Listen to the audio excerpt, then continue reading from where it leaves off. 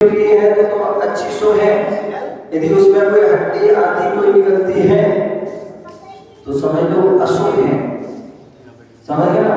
अथवा कोई गड्ढा किया उसमें और गड्ढा भरने के बाद यदि उसको भर दिया हमने और भरने के बाद अगर मिट्टी बचती है तो वो शुभ है, श्रेष्ठ है, बराबर की वो भी श्रेष्ठ है, लेकिन कम पड़ जाती है तो वो श्रेष्ठ है। तो एक परीक्षण है भूमि में।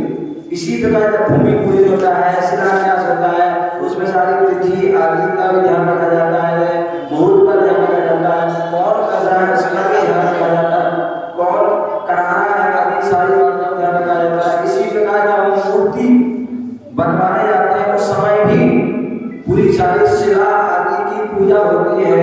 उसकी जो है क्या बोलते हैं वो शिल्पीकार होता है, उसका सम्मान होता है, देखा जाता है वो कैसा है, किसी प्रकार का शराब मांस अंडे आदि तो नहीं खाता है, उसे पूर्ण कहीं उसका उसने पहले भी कोई मूर्ति आदि बनाई नहीं बनाई, सारा उसका जो है उसका देखा जाता है, सारा उसको बताया जाता है, पूरी उसको नाप तोल बताए जाते हैं और उसके अनुसार जो है मूर्ति आदि बनती है। और बनने के बाद जब जो है ऐसे ले जाते हैं उस मूर्ति को प्रतिष्ठा चाहते पुनः ले जाते हैं, जो जजमान बना उसको ले जाते हैं और वो उसको तो चेक करते हैं, क्या अच्छी तरह से चेक करते हैं कि मूर्ति निर्दोष है कि नहीं। सारा दोष को नाप तो अगर उसको नाप तो से देखते हैं, यदि वो निर्दोष है तभी लाते हैं। यदि आप कोई मूर्ति जो है किसी प्रकार का उसमें दोष है, उसके नाप तोल में कमबड़ है, क्योंकि भगवान बोलते तीर्थम के आगे का समचतुर संस्थान होता है। क्या होता है? समचतुर। तो उनका पूरा नाप तोल है प्रतिष्ठा करते, तो प्रतिष्ठाचार्य को जानते हैं कहाँ कितनी नाप कैसी हो चाहिए, बुरी है बंद है कि जो है कैसे ज्यादा खुली है, अथवा कंधे आदि कैसे हैं, उठे उठे तो नहीं है, भोए आदि चेहरा जो है उपित आदि तो लग रहा है या हंसती हुई तो नहीं है, बहुत सारे इसके वो देखते हैं। वो देखने के बाद जब सही होगी तब लाते हैं। अन्यथा यदि किसी प्रकार से कोई दोषपूर्ण प्रतिमा है उसको यदि हम प्रतिष्ठा करा देते हैं तो जिसने प्रतिष्ठा कराई वो श्रावक को भी अनेक प्रकार की परेशानी आ सकती है, जिसने प्रतिष्ठा चाहती है उसको भी परेशानी आ सकती है, अथवा जो न्याय आदि किया उनको भी परेशानी आ सकती है। तो इसलिए इस बात का ध्यान रखिए। कई बार ऐसे हुआ है किसी प्रतिष्ठाचार में क्या कहते पुरानी प्रतिमा थी, उन प्रतिमा की प्रतिष्ठा जो प्रशस्ति अलग करा दी, नई प्रशस्ति लगवा दी, द्वारा उनकी प्रतिष्ठा करा दी, तो उससे उनको क्या हुआ, बड़ा दुर्दाई का अंत हुआ। नई उम्र में उनका जो है हो गया पूरा जीवन। तो ऐसे कई सालों को भी परेशानी आ जाती है, ठीक है ना। शाहों को भी कई बार परेशानी आती है। किसी ने मंदिर बनाया मूर्ति बनाने के लिए और पहली बात तो ऐसे भी होते हैं कि जो मंदिर की भावना में मंदिर बनवाने और बीच में ही चले जाते हैं, अथवा मंजिला की तारीफ फिक्स हो गई, कुछ ना कुछ घटना घट जाती है, बात भी बन गया फिर भी कुछ हो जाता है, नहीं बैठ पाते नहीं कर पाते, तो कुछ ना कुछ आता रहता है। बचपन के बाद भी मूर्ति बनाना होने पर सब फिर भी कुछ ना कुछ विघ्न आते हैं, परेशानी आती है। क्यों? कहीं ना कहीं कुछ त्रुटि हो गई है, तो उसको जो है पुनः उसका जो है क्या कहते हैं उसको सही कराते हैं और सही कराते हैं उसकी पूरी विधि विधान से, तब जाके वो दोष पूर्ण होता है। अन्यथा जब तक वो सही नहीं होगी तब तक वो परेशानी आती रहती है। इस बात का ध्यान रखना चाहिए। तो इसलिए जब भी कोई मूर्ति विराजमान करते हैं, प्रतिष्ठा कराते हैं, तो इन सारी बातों का जो करा रहे हैं उस श्रावक को, निराज को, पंडित जी को, यहाँ तक कि समिति को भी ध्यान रखना चाहिए, क्योंकि तो सबका फल उसको सबको अच्छा होगा तो सबको फल मिलेगा, और कुछ भी थोड़ा बहुत मिलेगा तो उसका फल भी सबको मिलेगा। इस बात का ध्यान रखना। कोई भी पार्टी हो गई है तो लोग एक दूसरे को गिफ्ट देते हैं। तो जैसे रिटायरमेंट पार्टी हुई, किसी एक ने भगवान की मूर्ति गिफ्ट में दे दी अपने को, तो वो मूर्ति अपन घर में लाके उसको रख सकते हैं शोकेस में। ध्यान रखिए, गुड़ जो है हमें ऐसी चीज ना दें जिससे कि किसी भी चीज अवलय हो, अनादर हो, क्योंकि जो है सबको नहीं पता होता कैसे क्या करना होता है, या किसी पर जो है उसका गलत असर पड़े, तो ऐसा कोई कार्य में नहीं करना चाहिए। और यदि कोई दे रहा है, यदि आप उसकी विनय कर सकते हैं, सम्मान कर सकते हैं, तो उसका लेना चाहिए। यदि नहीं करते हैं, नहीं कर पाओ, तो जो है हमें नहीं लेना चाहिए। मैंने कहा था, कल मैंने एक उदाहरण दिया था जो सुरभि जी का, वो आए थे और मैंने उनको विस्तार दिया था, तो मैं मना कर दिया कि मरासी में फ्लाइट में जाऊँगी और जो है मुझे अपने हो जाएगी, इसलिए मैं किताब नहीं ले जाऊँगी। ठीक है ना? तो एक हमारे कोशिश में कह दो थोड़ा सा लगेगा, कोई बात अच्छी बात है, लेकिन यदि आप दे दी आपने, तो फिर कोई बात अपने सम्मान के साथ अपने जो घर में ऐसे स्थान पर जहाँ पर जो है शुद्धि आदि रहे, हमें ऐसे स्थान पर उसको हम रखें, बैठाए, उसका सम्मान करें। ठीक है, समझ गए? बाकी बहुत से लोग कहना होता है, बहुत से लोग कहते हैं मंदिर में, घर में मूर्ति नहीं रखना चाहिए। सही है, नहीं रखना चाहिए, लेकिन लोग अधूरी बात पकड़ लेते हैं। बोले हमें अपने जो है भगवानों की तीर्थों में मूर्ति नहीं रखना चाहिए। ठीक है ना? व्यक्ति तुरंत उसको जो है अगर होगी तो अलग कर देगा, लेकिन घर में और भी बहुत सारी मूर्ति हैं, उनको अलग नहीं करता, उनको अलग नहीं करता। ध्यान, मूर्ति तो फिर मूर्ति है, चाहे वो तीर्थंकर भगवान की हो, चाहे अन्य किसी भी देवी देवताओं की। समझ गया? या तो आप मूर्ति रखो नहीं, और रखो तो केवल एक में रखना है, तो अपने भीतरागी की रखो। अन्यथा क्या होता है, आपने भीतरागी भगवान की तो मूर्ति अलग करवा दी, अन्य मूर्ति रखी है। अभी बच्चे हैं, बचपन से देखेंगे कि घर में कोई मूर्ति रखी है, देवी देवताओं की मूर्ति रखी है, अब क्या करेंगे? अब आजकल टीवी में देखते हैं, मोबाइल में देखते हैं, सब कुछ देखते हैं, बोलिए क्या है, ये देवी है, बनाने हैं, इनको ऐसी उनकी भक्ति करते हैं, तो लोग क्या करेंगे? उनको ही भगवान मानने लगते हैं, उनके ही दर्शन, उनकी आरती, उनकी जो है अगरबत्ती लगाना है, वो करने लगते हैं, और व्यक्ति अपने जो है परमात्मा से अनभिज्ञ हो जाता है। क्यों? क्योंकि आजकल के बच्चों को इतना टाइम नहीं कि वो मंदिर आए, भगवान के पास आए, पूजा पाठ करें, या कोई उद्देश्य में इतना समय नहीं है। अगर घर में कोई यदि किसी आज की भगवान की फोटो लगी होगी या मूर्ति होगी अगर, तो क्या हुआ, कम से कम एक बार दिन में कम से हाथ तो जोड़ लेगा कि हमारे भगवान हैं, या ऐसे भगवान होते हैं, या ऐसे गुरु होते हैं। और यदि वो नहीं होगा और अन्न होगी, तो वो उनको ही सब कुछ मान लेगा, उनको ही अपना वो करता रहेगा, इनसे वह दूर हो जाएगा। फिर तुम कितना भी कहोगे कि तुम ऐसा करो वैसा करो, कुछ भी नहीं करेगा। तो इसलिए सबसे अच्छा है आप माने, अच्छी बात है। अगर ले लेते हैं तो यथायोग्य में सम्मान करना चाहिए। ठीक है ना?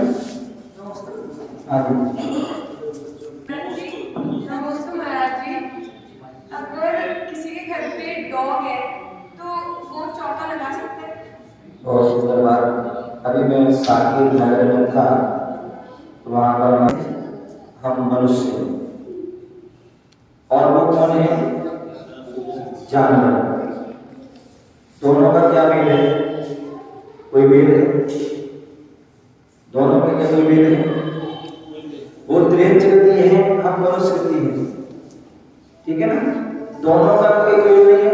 उनकी जो है, उनकी जो स्वभाव अलग है, हमारा स्वभाव अलग है, दोनों उसमें मेल नहीं है। ठीक है ना? तो मनुष्य जो है, उनको मनुष्य अपने जो है उसमें स्थान पर मनुष्यों को ही रहना चाहिए, और जो त्रियंच जहाँ होते हैं उनको उन स्थानों पर ही उनको रहना चाहिए। ठीक है ना? क्यों? क्योंकि वो जानवर हैं, मूक प्राणी हैं, उन्हें इतना बोध नहीं है कि हमें कहाँ क्या करना चाहिए, समझ, और क्या खाना चाहिए, क्या पीना चाहिए, कुछ बोध नहीं है।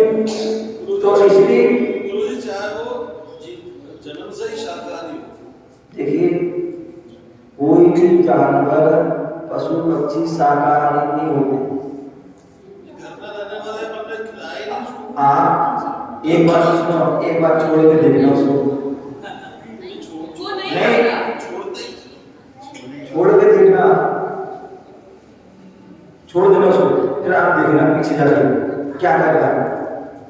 वो जो है निश्चित ही जो है गंदगी खाएगा, कोई भी जीव जंतु को खाएगा, ये उनकी स्वभाव होते हैं। क्या होते हैं? इनके स्वभाव होते हैं। दूसरी जो है इनके शरीर की जो लेज होती है, किरणें होती हैं, अपने साथ होने से, अपने साथ उठने बैठने से वो हमारे शरीर पर उसका दुष्प्रभाव पड़ता है, वो हमारे शरीर के लिए हानिकारक होता है। कहते हैं यदि जो है आप जो है एक हिसाब से 1% में मान सकता हूं कि कुत्ता यदि आपके साथ रहेगा तो हो सकता है उसके आपके परिणाम अच्छे हो जाएं। यदि उनके साथ रहोगे तो आपके परिणाम जरूर है बिगड़ सकते हैं। तो इसलिए हमारे शास्त्रों में उल्लेख मिलता है कि जहाँ पर सांप, दूसरी बात हम उस कुत्ते को बांधेंगे उसकी स्वतंत्रता नष्ट हो जाएगी, उसके जो बांधने आदि में जो उसको जो है कष्ट हो सकता है, पीड़ा हो सकती है, किसी प्रकार के कोई विघ्न बाधा आ जाता है उसमें, उसको जो है हम बचाव नहीं कर पाते हैं। तो इसलिए बांधते हो तो भी दोष लगता है, उसे भूख लग रही है, उसे प्यास लग रही है, समझ गए ना? तो उसमें भी आपने ध्यान रखना, उसमें भी दोष लगता है। यदि आपने उस कुत्ते को पाला या कहीं से अपनाया तो उसकी माँ से आदि उसके परिवार से अलग कर दिया तो भी दोष लगता है। ऐसे हम देखेंगे तो बहुत सारे जो है दोष लगते हैं। इसलिए जो है हमें जो है कुत्ते आदि जो जानवर हैं उनको हमें नहीं पालना चाहिए, हम, ठीक है ना? और इसीलिए वहाँ शास्त्र बताता है कि जहाँ कुत्ते आदि होते हैं वहाँ पर जो है चौका आदि नहीं करना चाहिए, साधु के लिए आहार नहीं करना चाहिए। बाकी जो है यदि अब कोई ज़्यादा कुछ होता है तो यदि फिर क्या ज़्यादा कुछ होता है तो फिर कोई ज़्यादा ही कुछ है तो फिर यदि चौका लगाना किसी की भाव बोलते हैं और कुछ नहीं तो उसके लिए फिर जो है कुत्ता आदि जो है जानवर है उसको अलग जो है उसे दूसरे आदि, क्योंकि उसमें भोग भी सकता है, कुछ भी कर सकता है किसी प्रकार की। अब एक बार ऐसा छोड़ता, एक बार मैं बता, मैं बड़े गांव में था बेटा, बड़े गांव में था, आहार कर रहा था, पता नहीं क्या हुआ, वहाँ एक कुत्ता हुआ, वो चौकी में आ गया और चौकी में आने सारा कुछ उसने सब कुछ छू लिया, चला गया, वहाँ अंतराल आ गया, समझ गया ना? तो ऐसे बहुत, क्योंकि जानवर है। हम लोग आगरा में थे, एमडीएम चटवा चल रहा था, वहाँ बहुत सारे बंदर आते थे तो चलो बहुत से भक्त लोग होते हैं, वो कुछ लाया, क्या नाम जो है, कोई चले लाया, कोई केला लाया, कोई मूंगफली लाया, डेली लाते थे, वो खाते थे, खूब इकट्ठे जाते। अब एक दिन क्या हुआ, थोड़ा सा उसने जो है किसी ने उसको जो है पकड़ कर खिलाना चाहा, उसने जो है क्या किया, तुरंत पंजा मार दिया और उसको घाव हो गए, परेशानी हो गई। तो ये जानवरों का कोई जो है भरोसा नहीं होता है, तो इसलिए सबसे अच्छा है कि इनको हम ना पालें, या कोई आपको ज़्यादा है जहाँ रहते हैं वहाँ कुछ दे दें, खिला दें, आ जाए तो वो वहाँ तक तो ठीक अन्यथा बहुत लोग एक बार तो क्या हुआ, मैं डबरा चतुर्मास था, वहां पे हमारे अध्यक्ष थे महेंद्र जन मोदी, उन्होंने उठा भाल लगा। अब वो चतुर्मास में क्या हुआ पता नहीं क्या हुआ, तो बड़ा प्रेम था उससे, साथ में उठना, साथ में बैठना, ये करना वो करना। अब वो पता नहीं क्या हुआ, कोई लेगा तो था, इतनी दुखी हुई, इतनी हुई, इतनी हुई, मतलब जैसे वो लड़के कोई संतान नहीं थी, संतान नहीं थी, तो मतलब लगता था जैसे उनको ही सब कुछ मान लिया हो।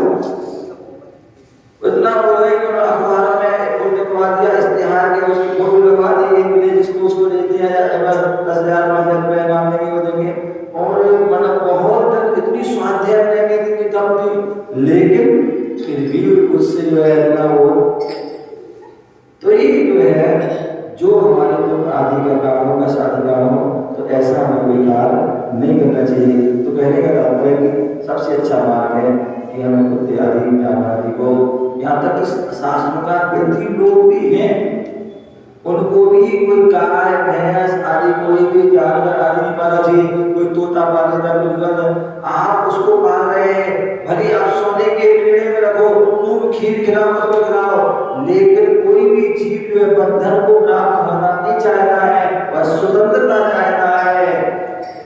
और यदि अगर उसको पिंजरे में बंद कर रखा है तो उसमें भी आपको दोष लगेगा। आपने सुना होगा आदिनाथ भगवान के बारे में, आदिनाथ में जो है तीर्थंकर थे, और उन्होंने गृहस्थ अवस्था में श्रावकों को बताया कि कैसे आजीविका चलाना चाहिए, उसके लिए उन्होंने खेती करना बताया। खेती करना, कैसे खेती करो, ऐसे बैल से खेत जोतो, और जब बैल से खेत जोतने लगे तो बैल फसल को खाने लगे, तो उन्होंने क्या किया था, उनको कहा कि फसल की रक्षा करने के लिए उन्होंने कहा था कि इनके मुख में क्या करो, मुसीका बांध दो, वो रस्सी का बांध दो, तो क्या होगा, उससे जो है उसका भोजन रुक गया। कल मैं देख रहा था, परसों में बिहार में गया था, एक भाई था स्कूटर से चल रहा था और कुत्ते को दौड़ा रहा था, हैं, और उसके कुत्ते को पता नहीं क्या बांध रखा था जिससे, तो ये क्या है, उसकी स्वतंत्रता आपने जो नष्ट कर दी। तो वो आदिनाथ जो है राजा ने वो ऐसा उपदेश दिया कि उसी का बांध दो, उसका बांधने से प्रभाव क्या पड़ा, उनके जानवरों का भोजन रुक गया, और भोजन रुक गया तो क्या हो गया, क्या हुआ, मुनिराज को जो है मुनि बनी, 6 महीने को हुआ, 7 महीने 8 दिन तक उनको आहार नहीं मिले क्योंकि अंतराय का मर गया। तो ऐसे जो है अब उसको क्या परेशानी, क्या दिक्कत है, हमें क्या पता है, तो वो कष्ट हो रहा है, उसका निमित्त आप बनेंगे। तो इसलिए अच्छा है कि हमें किसी प्रकार के जो है इन जानवर आदि को नहीं पालना चाहिए, क्योंकि ये जानवर है, इनका कोई पता नहीं रहता है कब क्या, आप ठीक है जब तक आपके पास बंधे हुए हैं आप जो खिलाओ खा लेंगे, लेकिन जैसे ही कोई छूट जाएगा तुरंत कोई बिल्ली पकड़ेगा, कोई चूहे पकड़ेगा, कुछ गंदगी खाएगा, कोई हड्डी खाएगा, या मतलब कुछ भी, तो ऐसे अवस्थाओं में जो है उनको नहीं पालना चाहिए, और पालते हैं तो आपको बहुत सारा दोष लगता है। आप जो है जो बहुत से साधु जो है उनसे जो है चौके आदि उनकी बेटी जाते हैं, उनको चौके आदि से वंचित होना पड़ता है, अथवा बहुत सारी बीमारियों से भी ग्रसित होना पड़ता है। इसी उत्तम मार्ग है कि उनको ना पालो। हाँ, दया ना करो, कहीं आपको मिल जाता है आप दूध पिला दो, कुछ भी कर दो, वो तो ठीक है, यहाँ तक चल जाता है। या आजकल उनके डॉग होम, क्या डॉग होम बन गए, वहाँ उनके होम में कर दें, और कभी बीमार दिख रहा है, घायल दिख रहा है, उनकी हॉस्पिटल आदि में कर दें, और उनकी जो है औसत आदि दवाई दिख रहा है, यहाँ तक तो जो है ठीक है, बाकी तो अपने विवेक से काम चाहिए वो।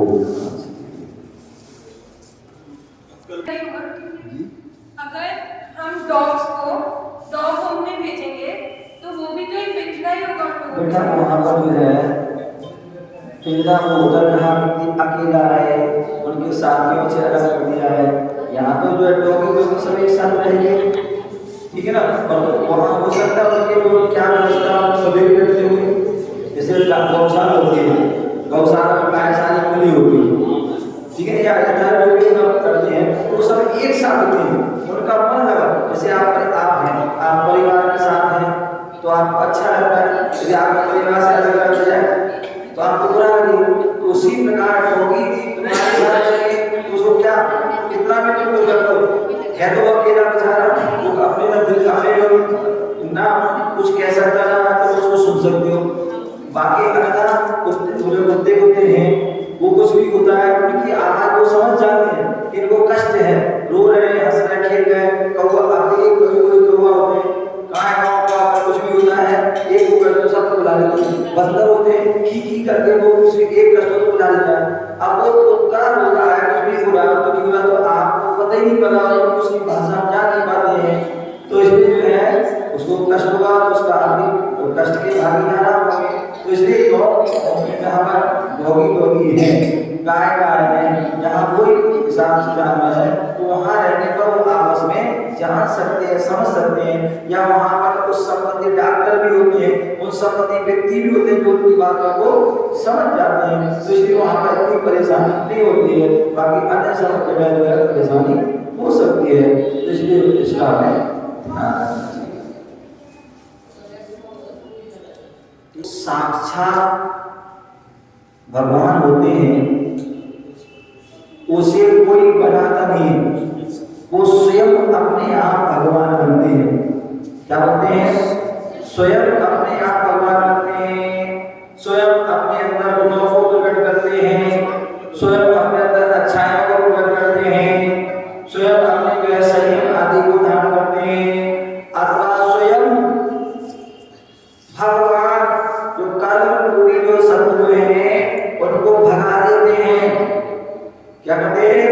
कर्म रूपी शत्रुओं को भगा देते हैं, और जो कर्म रूपी शत्रुओं को भगा देता है वो ही भगवान होता है। इसलिए भगवान बनने की शक्ति हमारे अंदर है, बस हमको उसको प्रकट करना है। जिसे सम्यक ज्ञान होता है, सच्चा ज्ञान हो जाता है, वही जो है भगवान बन जाता है। भगवान कोई नहीं बनता। हाँ एक बात अलग है, यदि कोई प्रतिमा है